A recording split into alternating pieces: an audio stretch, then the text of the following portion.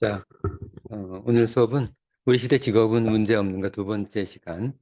결국 직업의 서열이 생기는 것은 결국 그 직업별 수입 차이가 그 원인이 되고 있고, 그래서 그 직업별 수입 차이를 어떻게 좀 완화시킬 수 있는지 그런 것들에 대한 천신, 천신의 판단을 공부하고 있다.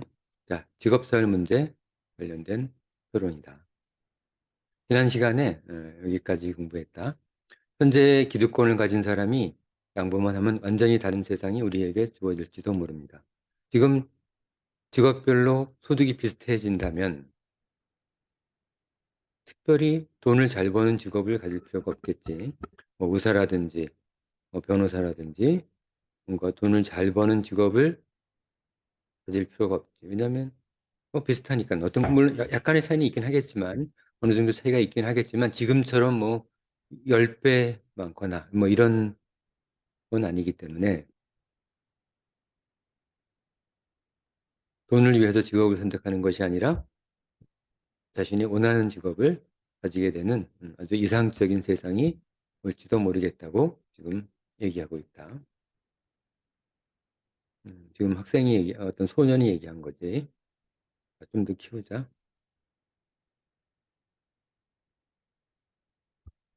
그렇다. 어린애가 많은 것을 이해했구나. 이 제도를 반대하는 사람들은 뛰어난 사람들, 그리고 이미 소득이 많은 사람들이겠지. 그렇겠지. 하지만 그들도 자신이 아닌 그들의 아이들, 그리고 그 아이들의 아이들로 이어지는 세상을 생각한다면 반대할 이유가 절대 없다.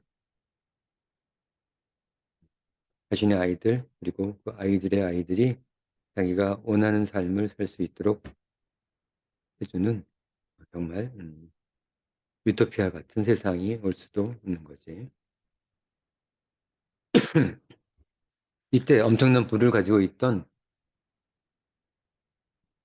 그리고 그 이자만으로도 대대로 삶이 보장된 대기업 사장이 불만 가득한 목소리로 이렇게 말했다. 당연히 불만스럽겠지.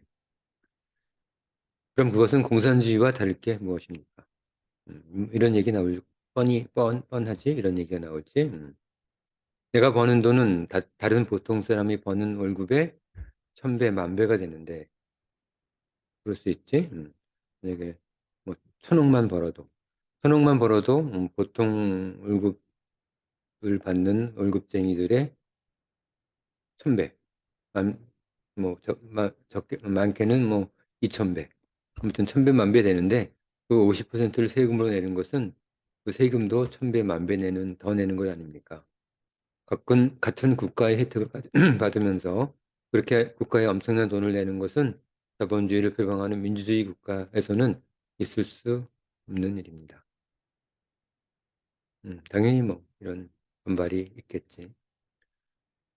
아무리 좋은 제도라도 이런 반발이 있겠지.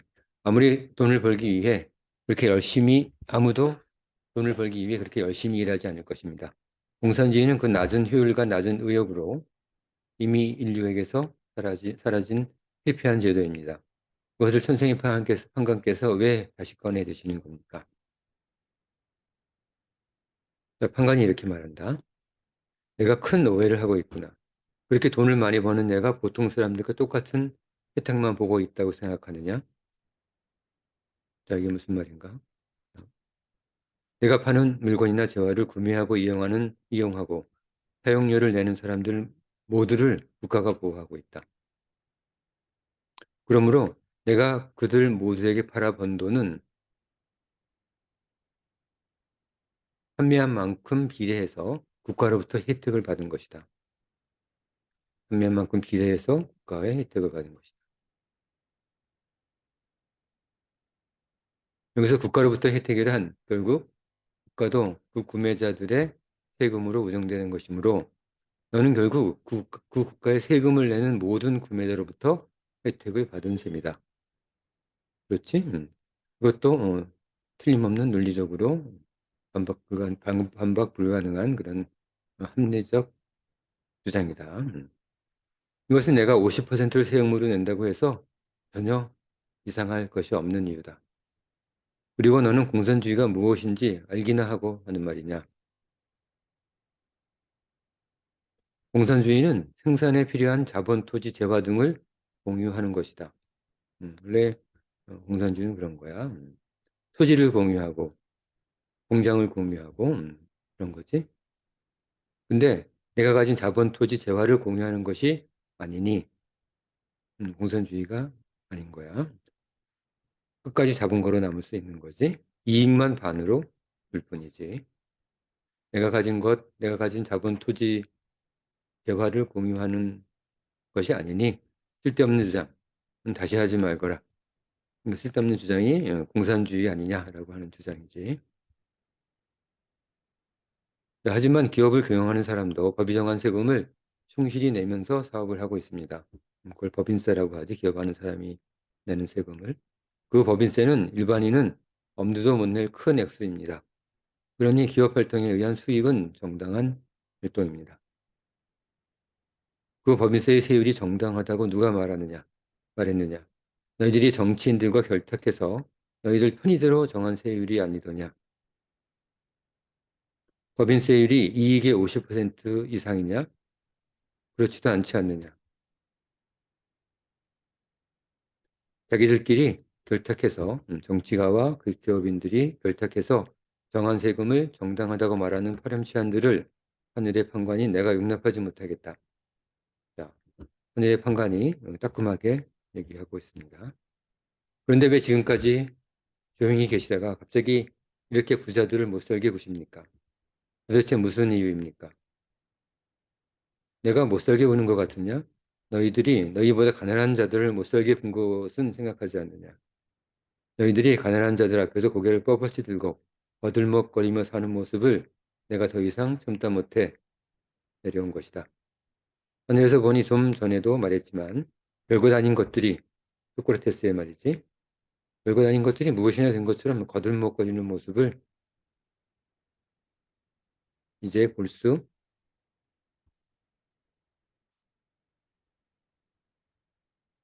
없구나. 이때 다시 중소기업을 운영하는 사장이라는 사람이 앞으로 나서 이렇게 말했다. 한강께서는 너무 가난한 사람들 말만 들으시는 것 아닙니까? 그들이 가난한 데에는 그들의 책임이 더 큽니다. 자, 가난한 이유는 그들도 책임이 있다는 거지. 제대로 열심히 공부 안 하고 열심히 일하지 않고 해서 가난하다는 이야기야. 다른 사람보다 공부할 때 덜 공부하고 놀기만 했고 다른 사람이 죽어라 일할 때 쉬엄쉬엄 놀기만 하다가 지금 살기 어려워지니 열심히 공부하고 일한 사람들 몫을 달라고 하니 오히려 가난한 자들이 도둑이나 강도와 같은 짓을 하는 것은 아닌지 잘 살펴야 하는 것 아닙니까?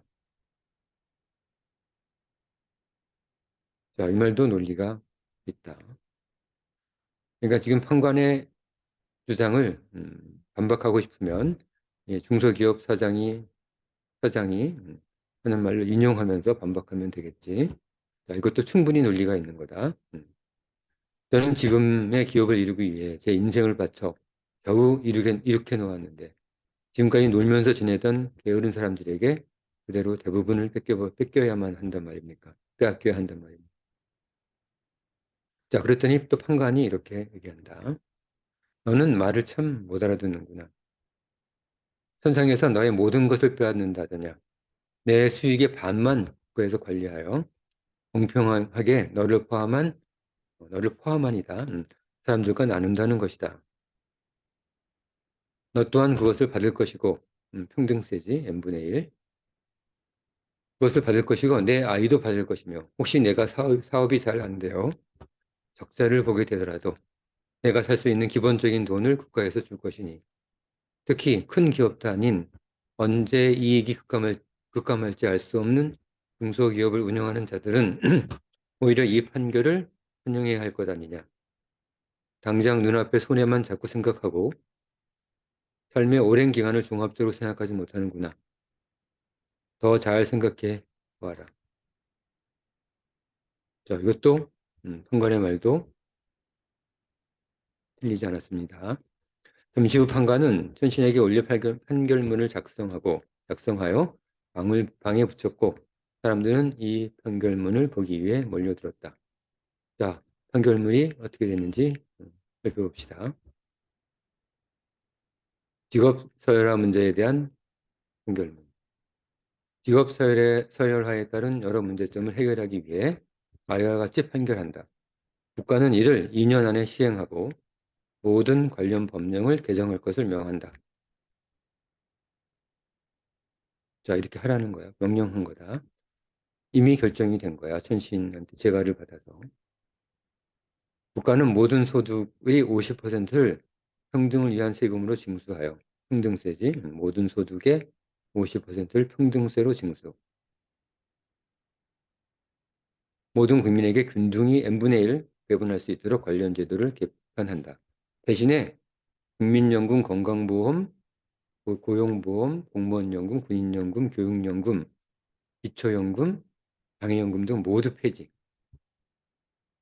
연금이란 연금은 다 폐지한다. 하나의 평등세로 당연히 건강보험도 필요 없고 고용보험도 필요 없지. 공무원, 자영업자, 직장인, 프리랜서 등 소득이 있는 모든 사람은 자신의 소득의 50%를 국민 분배를 위해 납부한다. 모든 소득의 50%, 자신의 소득의 50%. 국가에 납부하는 거예요. 모든 평등세 납부액은 모든 국민에게 균등하게 배분한다. 이게 중요한 거지. 균등하게 배분.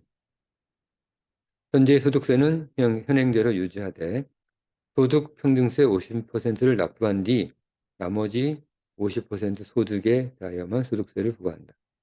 지금 소득세 만약 1억을 받고 있는 사람이면 1억에 대한 소득세를 내는 것이 아니라 5천만 원에 대한 소득세만 부과한다는 그런 얘기지. 자, 이렇게 선생의 판관이 재가를 올렸고 천신이 재가를 했으니까 이 제도는 이제 시행하는 걸로 결정이 된 거야. 이때 대기업 최고 고위 임원 한 사람이 이렇게 말했다. 자, 월급이 많겠지? 이 판결대로라면 저 같은 10억 소득의 사람은 소득의 50%인 50억을 평등세로 내고 또 나머지 소득에 대하여 또 소득세를 내면 소득이 만약에 나머지 소득이 5억이 되기 때문에 5억에 대한 소득세가 또 한 2억 정도 되겠지. 2억에서 2억 5천. 그러면은 5억에서 2억 빼면 3억도 안 남지. 3억. 3억 점. 3억도 안 될 거야. 이렇게 되면 거의 소득이 거의 3분의 1로 줄어드는 것 아닙니까? 그렇지? 상류층이 되기 위해 평생 열심히 노력한 결과를 그렇게 수포로 만들다니 정말 너무하시는군요. 제발 생각을 바꿔주시기 바랍니다. 자, 판관이 이렇게 얘기합니다. 상류층이라고? 내 생각부터가 되먹지 못했구나. 그리고 상류층이 돈으로 되는 것이라고 생각하느냐? 참 어처구니가 없다. 어릴 때부터 교육을 다시 시작해야겠구나. 그렇지? 돈 있다고 상류층이 되는 것은 아니지. 이때 국민연금을 담당하는 공무원이라는 자가 판결을 반대하며 이렇게 말했다. 그건 안 될 말입니다. 그럼 국가 전체 국민연금, 건강보험, 고용보험, 국민연금, 공무원연금, 교육자연금, 기초연금, 장애연금 등을 담당하던 모든 공무원은 갑자기 무슨 일을 하라는 겁니까? 갑자기 일자리가 없어지는 거지? 아무런 할 일이 없는 것 아닙니까? 왜 하는 일이 없겠느냐? 일이 아주 간소화되어서 지금처럼 많은 공무원은 필요 없겠지. 하는 일이 없으면 일을 그만둬야지. 그렇지? 그렇죠? 그렇지? 그만두고 다른 일을 찾아야지. 다른 더 생산적인 일. 그러면 엄청난 지금 공무원의 최소한 반 이상 아니면 뭐 7, 80% 이상이 그만두고 생산적 일을 하게 되는 거지. 공무원도 서비스 직업인데 서비스 직업을 그만두고 직접 생산을 담당하는 그런 생산적 일을 하게 되겠지. 그런 일이 없으면 일을 그만둬야지. 그랬더니 무슨 말씀이십니까? 그들은 직업 국가 공무원입니다. 정년이 보장되어 있습니다. 정년 보장에 대해서 얘기하고 있다. 그러니까 판관이 이렇게 말한다. 국가공무원법을 바꿔야지. 간단하지? 일반 민간 기업들은 사업이 잘 안 되면 안 돼 망하면 당연히 정리해고 되는데 국가공무원이라고 정년을 보장하는 것이 말이 되느냐. 이것도 천신께 올려 국가공무원법을 개정토록 지시하겠다. 그게 무슨 말씀이십니까? 국가공무원을 해고하다니요. 그런 공무원이 되기 위해 그렇게 노력한 사람들의 억울함은 어떻게 하시겠습니까? 억울하다고 얘기한다. 아직도 이해를 못하는구나. 일시적 억울함은 있겠지만 너희 아이들 세대부터는 완전히 다른 세상이 되어 있을 것이다. 그리고 빠르면 그 효과는 10년 안에 나타나 너희들 모두가 아름다운 삶을 살 것이다. 이 말을 듣고 있던 대학 교수로 정년퇴직한 사람이 분통을 터뜨리면서 이렇게 말했다. 대학 교수 정년퇴직한 사람은 연금이 굉장히 많지. 공무원연금, 교육자연금, 군인연금 등을 타던 사람들의 불만은 어떻게 하시렵니까? 노후를 보장받고 있는 사람들이 갑자기 그 액수가 엄청나게 줄어들 텐데요. 연금 수령액이 줄긴 하겠지. 하지만 가슴에 손을 얹고 생각해 보거라. 솔직하게 생각해 보라는 얘기지. 공무원, 교육자, 군인연금을 받는 너희들이 다른 민간 기업에서 열심히 일했던 자들보다 더 열심히 일했느냐? 가슴에 손을 얹고 생각해 보라는 거다. 자영업자를 하면서 자영업을 하면서 새벽부터 늦게까지 힘들게 살아온 자들보다 더 열심히 살았다고 자신 있게 말할 수 있느냐? 옛날 대학 교수로 있던 너는 교수로 있을 때 평일 낮에도 바둑이나 두고 놀러만 다니지 않았느냐? 그 당시 대부분의 교수는 그렇게 편하게 지내지 않았느냐? 무슨 불만이 있다고 하는지 하늘에서 모든 것을 내려다보고 있던 나는 도대체 알 수가 없구나. 불만을 가질 이유가 없다는 그런 얘기.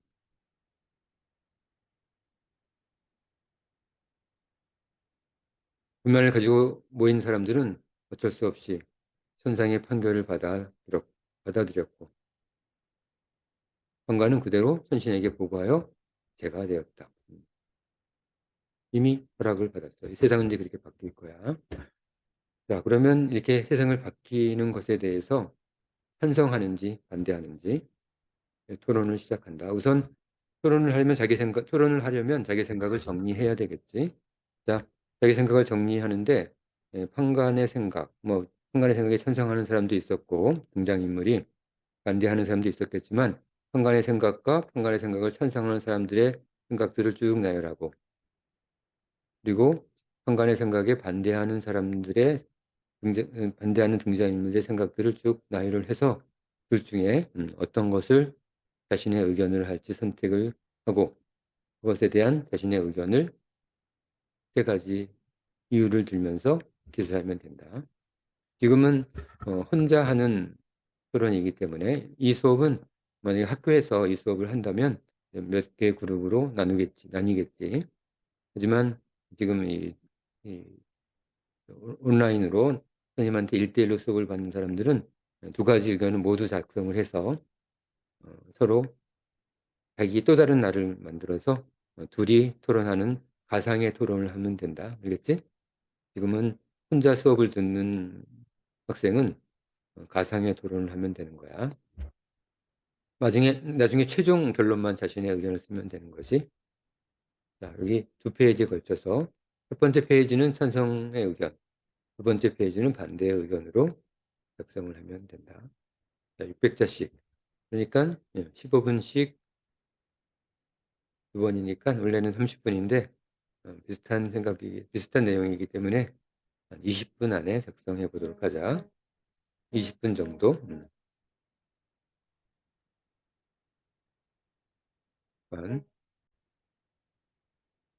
자, 다 작성한 사람만 다음으로 넘어가면 된다.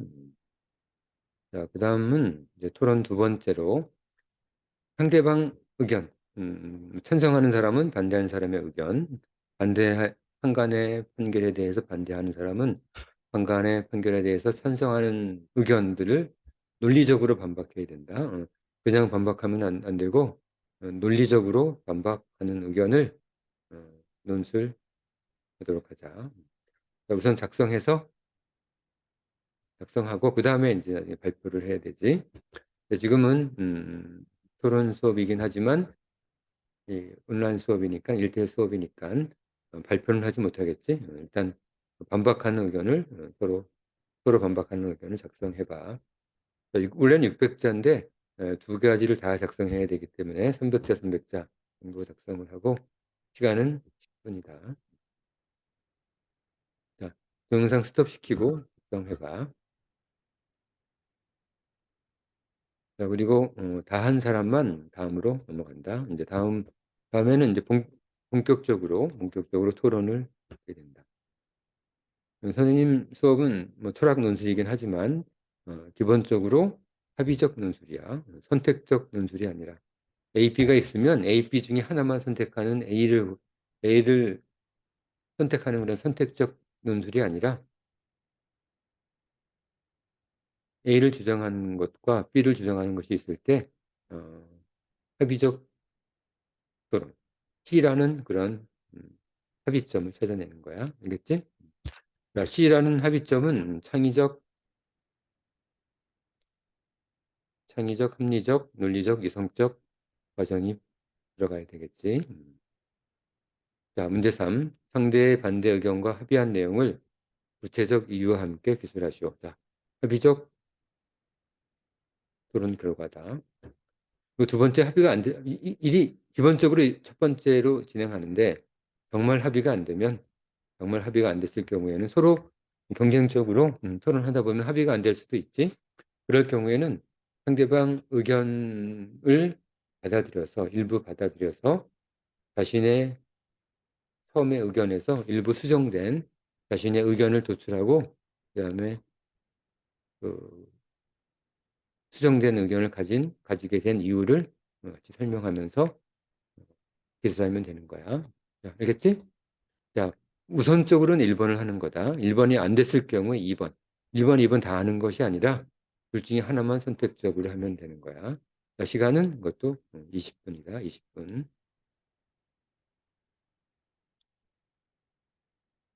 15분 정도 하자. 원래 200자에 5분이니까 600자니까 15분이지. 15분 동안 하는 걸로 하자. 자, 그러면 다 한 사람만 다음으로 넘어갈 건데 오늘 수업은 여기까지 하고 다음 시간은 그세 번째 시간으로 우리 시대의 직업 문제에 대해 생각하는 세 번째 시간으로